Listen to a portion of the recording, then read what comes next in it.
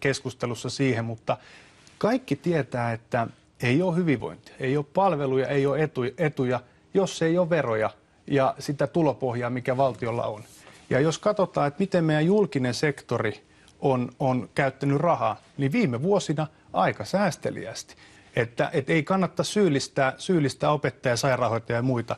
Meidän veroaste on aika alhainen, jopa Saksan alle painunut, ja se johtuu edellisellä kaudella tehdystä tulopohjan rapauttamisesta. Kiitoksia. Ei täällä kukaan käsittääkseni vielä tähän mennessä ainakaan syyllistänyt opettaja-insinöörejä, mutta mennään vielä konkretiaan. Nythän valtiovarainministeri Jutta Urpilainen on esittänyt, että Suomeen voitaisiin laittaa tällainen solidaarisuusvero, että kaikki, jotka tienaavat yli 100 000 vuodessa, niin voisivat maksaa nykyistä enemmän veroa. Katsotaan, mitä Urpilainen itse asiassa kaikki verot tulee elinkeinoelämän maksettavaksi. Joka tapauksessa.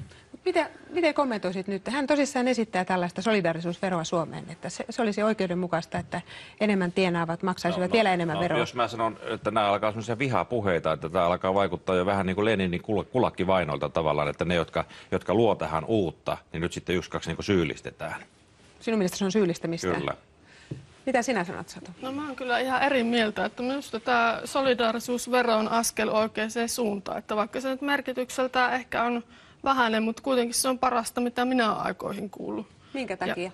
No sen takia, että mä oon helkkarin kyllästynyt siihen, että aina kun meillä on säästötalkoot, niin se kohdistuu pientuloisiin ihmisiin, eläkeläisiin, työttömiin, opiskelijoihin, joilla on jo muutenkin ihan tarpeeksi ankeita. Että meitä kuritetaan erilaisilla tasaveroilla. Ajatelkaa nyt esimerkiksi, jos joku 5 tonnia kuussa tienaava henkilö saa 70 sähkölaskun, niin eihän se ole sille mitään. Mutta otetaan sitten esimerkiksi yksi asuva työtön, joka saa puhtaana käteen 500 euroa työmarkkinatukea, ehkä asumistukea 200 euroa. Sitten se maksaa kämppäsen vuokran 500 euroa, se on 200 euroa käytettävissä, niin niillä tuloilla se sähkölasku onkin aika niin kuin iso meno. No. Et ei voi pienituloisilta enää nipistää, ja mä olisin nyt sitä mieltä, että pääomatuloille pitää tehdä ihan sama solidaarisuusliike.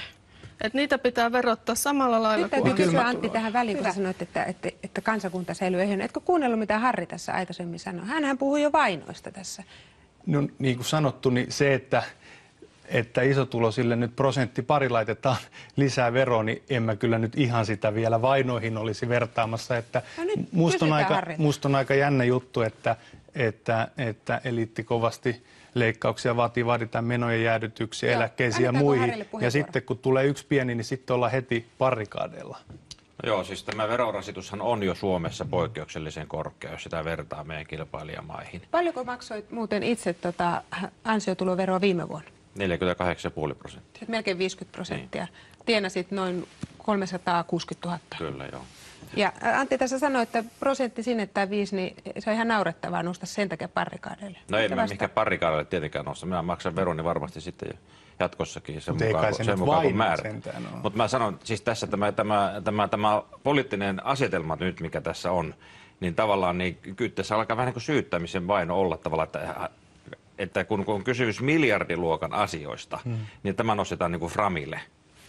20 miljoonan euron kysymys. Me tarvitaan monia toimia. Tämä voi olla yksi niistä, ja mun mielestä kenenkään ei kannata vetää herneitä nyt tästä nenään. Satu. Eli pienituloisia saa vainota ihan rauhassa niinkään. No mutta jos elinkeinoelämään puuttuu, niin se on niinku tavallaan pyhä asia. Ja mä sulle Satu vastaisin, että jos katsot niin pienituloisten ostovoiman kehitystä, niin se on kehittynyt positiivisesti kaiken aikaa. Millä perusteella sanot ne? Onko kehittynyt? No se vähän riippuu ehkä siitä, että millä alalla ihminen on töissä. Että suuri tragediahan syntyy nyt siitä, että kaikki ihmiset ei elä ansiotyöllään, vaan joutuu hakemaan toimeentulotukea, jotta voisi käydä töissä. Ja näin ei voi olla. Meillä pitäisi olla paljon parempi niin kuin minimipalkkataso. Et minun mielestä 1500 euroa kuussa olisi sellainen niin kuin vähimmäispalkka, millä ihminen tulee toimeen. Harri voi vielä vastata tähän. No oikein me mennään siihen rakenteelliseen puoleen, mitä toivotaan todellakin, että hallitukselta tulee nyt sitten rakenteellisia uudistuksia. Eli meidän täytyy ehdottomasti päästä siihen tilanteeseen, että työtön joutuu hakeutumaan töihin, että hänen nämä liiton päivärahapituus olisi, tai ansiosidonnainen päivärahapituus olisi suhteellisen lyhyt, että tulisi tavallaan niin kuin työntöä sinne työmarkkinoille. Mitä tarkoittaa suhteellisen lyhyt? No 6 kuukautta. 6 kuukautta? Niin. Ja sen jälkeen lähdetään alentamaan sitä. Ja sitten nythän on se ongelma, että me ollaan Suomesta menettämässä niin kuin suurta osaa teollisuutta. Meiltä lähti tästä jo niin kuin tekstiiliteollisuus, sitten lähti elektroniikkateollisuus, nyt menee konepajateollisuus, ja me ei herätä täällä siihen. Ja se ongelma on siinä, että siellä on sellaista matalan jalostusasteen työtä, joka ei niin kuin mahdu enää siihen TESin alimpaan taulukkopalkkaan. Nyt täytyy löytää ne keinot, mitenkä nämä työttömät ja se matalan jalostusasteen työ kohtaavat toisensa. Eli laskesit sä siis minimipalkkoja Suomessa? Kyllä. Paljon? Mikä se olisi?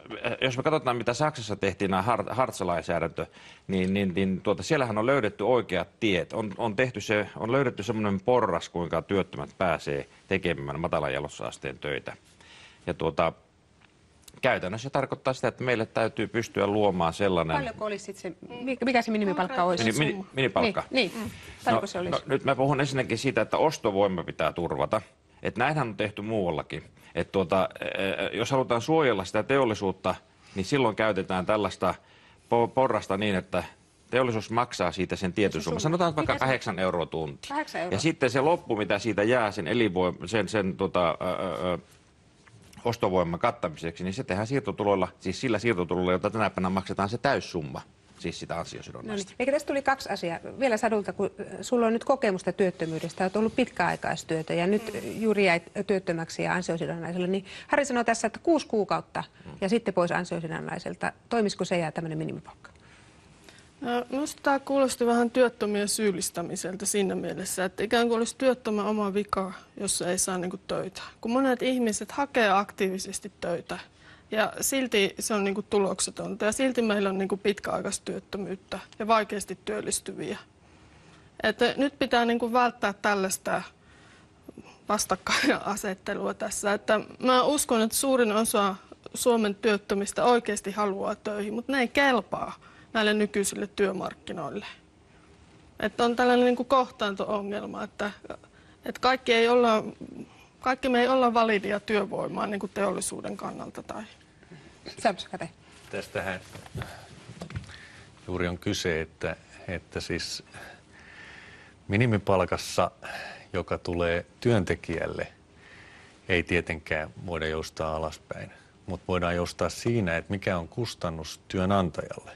Ja se väli pitää kattaa valtion toimenpiteen. On laskettu, että esimerkiksi sillä rahalla, joka Suomessa tällä hetkellä käytetään työttömyysturvaan ja valtion toimesta kassojen ulkopuolella, niin me voitaisiin työnantajalle rasitukseksi työntekijää kohti laskea se maksettava palkka jopa 2 euroon ja sitten siihen päälle tulisi jopa 20 euron potti valtiolta.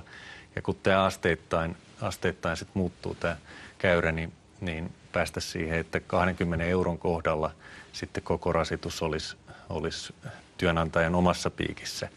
Mutta siis meillä on paljon rakenteita, joita me voitaisiin muuttaa, mutta meillä on myös paljon vastustajia, jotka ei uskalla tälle tielle lähteä.